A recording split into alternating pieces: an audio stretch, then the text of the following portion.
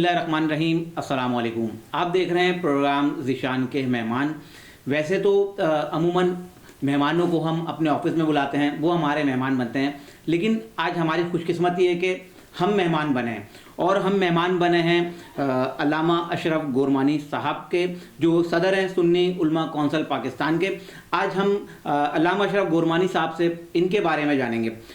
علامہ اشرف گورمانی صاحب، سب سے پہلے تو آپ کا بہت بہت شکریہ کہ آپ نے ہمیں مدعو کیا۔ عموماً ہم لوگوں کو اپنا مہمان بناتے ہیں، لیکن آپ نے محبت کا اظہار کرتے ہوئے ہمیں اپنا مہمان بنا لیا۔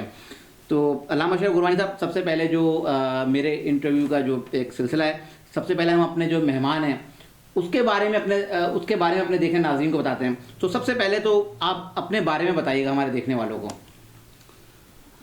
ذیشان صاحب، وعلیکم السلام ورحمۃ اللہ وبرکاتہ۔ یہ آپ کا محبت کا انداز ہے اور بڑا پن ہے، آپ یہاں تشریف لائے، اور اس کا مطلب یہ ہے کہ مجھے آپ نے میزبانی کا شرف بخشا ہے۔ اللہ تعالیٰ آپ جزائے خیر عطا فرمائے۔ میرا تعلق صوبہ پنجاب سے اور ڈسٹرکٹ مظفر گڑھ تحصیل کوٹدو سے ہے، اور ایک شہر ہے گرمانی، ٹھٹھا گرمانی میرا آبائی گاؤں ہے، تو وہاں میں پیدا ہوا ہوں اور بچپن بھی تقریباً وہاں گزرا ہے، اور اس کے ساتھ ساتھ دینی علوم حاصل کرنے کے لیے اپنے ڈسٹرکٹ کو چھوڑ کر دوسرے اضلاع میں بھی جانا پڑا، اور شہر کراچی میں بھی میں دینی علوم حاصل کرنے کے لیے یہاں بھی آتا رہا۔ ابتدائی تعلیم آپ نے کہاں سے حاصل کی اور کہاں تک حاصل کی ہے؟ جی، میں نے ابتدائی تعلیم اپنے ڈسٹرکٹ مظفر گڑھ تحصیل کوٹدو اپنے آبائی گاؤں ٹھٹھا گرمانی سے قصبہ گرمانی میں نے دینی تعلیم حاصل کی، ابتدائی تعلیم۔ اس وقت کتنے مدارس یا مدرسے ہیں جو آپ کے زیر اہتمام یا آپ کی زیر صدارت چل رہے ہیں؟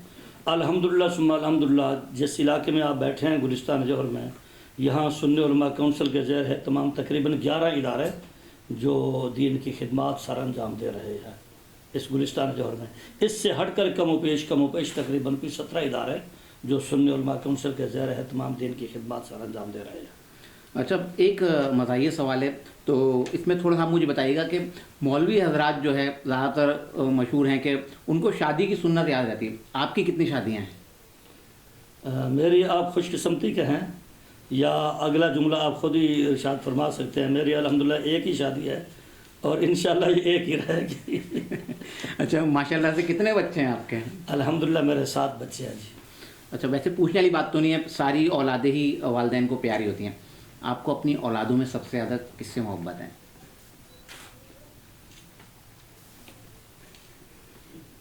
یہ الحمدللہ سب سے پیار ہے جی، الحمدللہ۔ دل دکھے گا کسی بیٹے کا یا بیٹی کا۔ میری ساری اولاد اچھی ہے، اللہ تعالیٰ کا لاکھ لاکھ کرم ہے، میں جس کو بھی دیکھتا ہوں میرا دل ٹھنڈا ہو جاتا ہے محبت سے۔ ماشاءاللہ سارے بچے اور بچیاں بہت اچھے بچے ہیں، الحمدللہ۔ احباب میرے بچوں کی مثالیں پیش کرتے ہیں، الحمدللہ۔ ماشاءاللہ ماشاءاللہ، بہت اچھی بات ہے۔ اچھا، یہ بتائیے کہ آپ کو غصہ آتا ہے؟ اصول پسند انسان ہوں، بات غلط ہو تو غصہ آتا ہے۔ اچھا، شادی تو آپ نے لوگ کہتے ہیں کہ آپ سخت مزاج ہیں، مگر میں اپنے اوپر مطمئن ہوں، میں سخت مزاج تب بنتا ہوں جب کہیں غلطی ہوتی ہے، الحمدللہ۔ ویسے میری نرمی کے بارے میں وہ آپ میرے طلباء سے یا میری اولاد سے آپ یہ سوال کریں تو بہتر ہوگا، وہ آپ کو بتائیں گے انشاءاللہ۔ آپ نے شادی ایک کی اور آپ نے بتایا کہ آپ سخت مزاج بھی ہیں کہیں کہیں کسی غلط بات پہ، تو آپ نے کبھی کسی سے محبت کی ہے؟ وہ دعا فرمائیں کہ جو محبت کی آخر تک وہ محبت قائم رہے، اللہ اس کے رسول سے محبت ہے، اور انشاءاللہ مرتے دم تک اللہ رب العالمین اسی محبت کو قائم رکھے۔ آمین آمین۔ اچھا، یہ بتائیے گا آپ کا بچپن اور جوانی کیسی گزری ہے؟ ٹھیک گزری ہے، صحیح گزری ہے۔ آپ کیا پوچھنا چاہ رہے ہیں؟ اس میں یہ پوچھ چاہتا ہوں کہ جیسے آپ بچپن میں بھی اسی طرح یا جوانی میں آپ شرارتی تھے، تھوڑا اس بارے میں تھوڑی روشنی ڈالیے۔ آپ پھر وہی سوال فرما رہے ہیں کہ آپ بچپن میں بھی غصہ کرتے تھے؟ نہیں، عموماً زیادہ تر دیکھنے میں آیا ہے کہ जैसे मैं बचपन में शरारती बहुत था जी। और अब जवानी चूंकि मेरे वाले साहब रहमतुल्लाह अलैह हयात नहीं है, हाँ। वरना वो आपको बताते कि मैं शरारती था। मगर घर की हद तक शरारतें होती थी, बाहर नहीं होती थी। मगर प्यारा भी सबसे ज़्यादा मैं अपने वालिदैन को मैं ही था। तो ये इस वक्त माशरे में बहुत सी खराबियां हैं, बेरारवी है, तो इस पे आप क्या कहेंगे? आपकी बड़ी गहरी नज़र रहती है, जाहिर सी बात है आपकी मौजूदगी का मैं फ़ायदा उठाऊंगा, तो इस पे आपकी क्या राय है? हमारी बदकिस्मती है मुआशरे के जी, हम दीन से दूर हैं। अगर हम दीन से मुनसलिक हो जाएं, अपना ताल्लुक़ जो हमने ताल्लुक़ तोड़ दिया है, वो रिश्ते को हमने तोड़ दिया, अगर इस रिश्ते को गुंबद खदरा के मकीन से जोड़ दें तो ये सारे मुआशरे के अंदर जो भी ख़राबियाँ हैं सारी की सारी दूर हो जाएंगी। लक़द कान लकुम फ़ी रसूलिल्लाहि उसवतुन हसना, इस पे अमल कर लें तो इंशाअल्लाह ये सारे मामला ठीक हो जाएंगे। अल्लामा साहब, आपकी मौजूदगी का मैं फ़ायदा उठाऊंगा। इस वक्त एक सबसे ज़्यादा जो देखने में मसला आता है हमारे मुआशरे में, बेटियों के हकूक़ का आता है कि बेटियों को उनके जायज़ हकूक़ नहीं दिए जाते, और बहुत सी जगह ये भी देखा जाता है कि इस वजह से बच्चियों की शादी नहीं की जाती कि उनकी जायदाद दूसरी जगह चले जाएगी, तो इस पर आप क्या कहेंगे? असल में इंटरव्यू में बंदा जब गुफ्तगू करता है तो खुश होकर करता है। आपकी गुफ्तगू और आपका ये सवाल मुझे दिली तौर पे बहुत परेशान कर रहा है। ये हमारी बदबख्ती है मुआशरे की।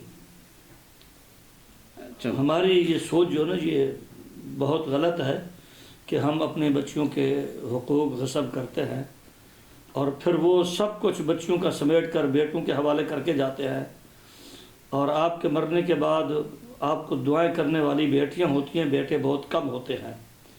मैं अस्तगफिरुल्लाह माज़ल्लाह ये भी नहीं कह रहा कि सबके बेटे ऐसे होते हैं, नहीं, मगर ये फितरी अमल है कि अगर आप किसी का हक़ गसब करके, बेटी का हक़ गसब करके बेटे को देंगे तो बेटा भी उस पर रज़ामंद है।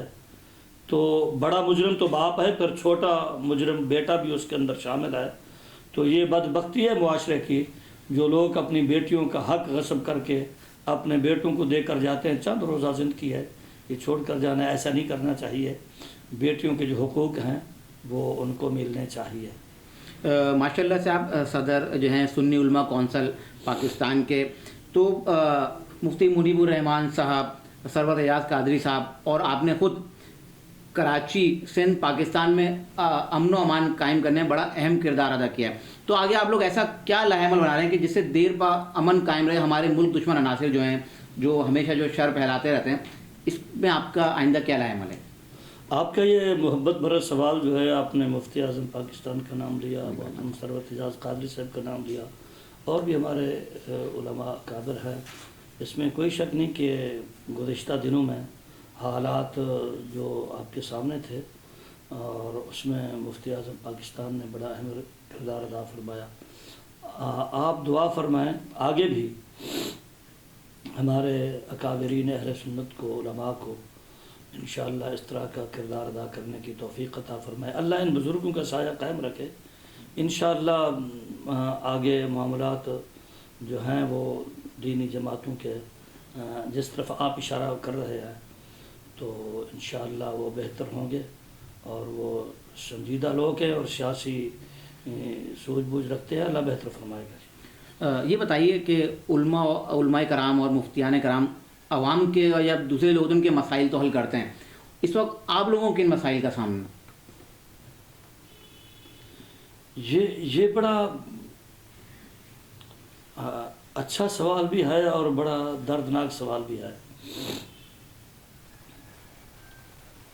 आप देखिए मुआशरे के अंदर जो हमारे उलमा के साथ मुआशी हवाले से जो सलूक किया जाता है, आपके यहाँ मुआशरे के अंदर एक चपड़ासी की तनख्वाह कितनी है? 25-30 हज़ार से कम नहीं होगी।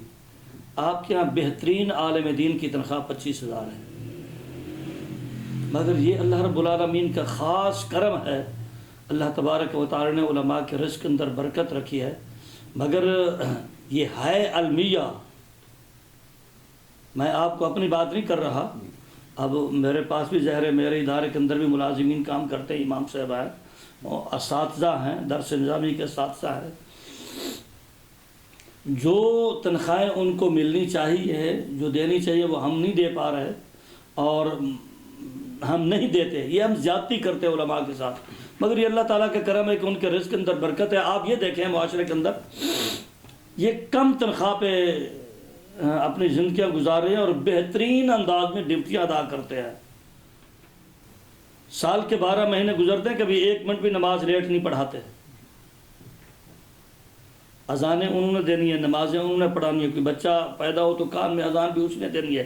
آپ نے کہا اچھا پھر اگلی بات یہ دیکھیں، کبھی آپ نے سنا کہ کسی عالم دین نے احتجاج کیا ہو کہ آج میں جمعہ نہیں پڑھاؤں گا، میں نماز نہیں پڑھاؤں گا، میری تنخواہ کم ہے، تنخواہ میں آپ اضافہ کریں؟ تو یہ بہت عظیم لوگ ہیں، ہمیں ان کی قدر کرنی چاہیے، اور جتنا ہم عزت کریں وہ کم ہے۔ تو بہرحال علماء کے ساتھ زیادتی ہوتی ہے، ان کو جو تنخواہ ملنی چاہیے وہ ہم نہیں دے پاتے۔ اچھا، یہ بتائیے گا کہ آپ کا ملکی سیاست میں حصہ لینے کا ارادہ ہے؟ اب اس وقت میں کچھ نہیں کہہ سکتا، یہ آنے والے وقت میں جو بھی ہوگا فیصلہ ہوگا۔ اگر آپ کو حکومت مل جائے پاکستان کی تو آپ سب سے پہلے کیا کام کریں گے؟ میں سب سے پہلے یہی کوشش کروں گا کہ اس ملک کے اندر عدل و انصاف قائم ہو جائے۔ ایک خواہش جو آپ چاہتے ہوں کہ پوری ہو؟ دل کی تمنا یہ ہے کہ جب اس دنیا سے جائیں تو بس ایمان کی سلامتی کے ساتھ جائیں۔ دنیا میں اللہ تعالیٰ نے بہت ساری نعمتوں سے نوازا ہے، رب العالمین نے اتنی نعمتیں عطا فرمائی ہیں، وہ اولاد کی صورت میں ہو، وہ رزق کی صورت میں ہو، وہ عزت و وقار کی صورت میں ہو، وہ اللہ رب العالمین نے بہت نوازا ہے۔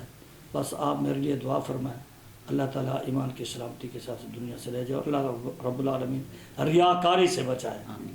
ہاں بس۔ ایک میسج جو ہمارے انداز ٹی وی کے توسط سے آپ عوام کو دینا چاہیں؟ میری عوام الناس سے گزارش یہ ہے کہ بس اللہ اس کے رسول صلی اللہ علیہ وسلم سے تعلق بنا لیں، یہ ٹوٹا ہوا تعلق رسول اللہ صلی اللہ علیہ وسلم کی ذات سے جوڑ دیں، یہ ٹوٹا ہوا رشتہ آپ دوبارہ مضبوط کر لیں، انشاءاللہ انسان دنیا کے اندر بھی کامیاب رہتا ہے، اور آخرت میں بھی اللہ اس کے رسول صلی اللہ علیہ وسلم کا قرب نصیب ہوتا ہے۔ یہ میسج۔ بہت بہت شکریہ علامہ اشرف گورمانی صاحب۔ بے شک علماء کرام ہمارے سروں کا تاج ہیں، اور حکومت کو بھی اس پہ نظر ثانی کرنی چاہیے کہ علماء کرام جو ہیں جو اتنا اہم کردار ادا کر رہے ہیں، ان کے جو ہے مسائل کو دیکھنا چاہیے۔ امید کرتا ہوں کہ آپ کو ہمارا آج کا پروگرام پسند آئے گا۔ انشاءاللہ نئے پروگرام میں نئے مہمان کے ساتھ پھر حاضر ہوں گے، تب تک کے لیے اجازت دیجیے۔ اللہ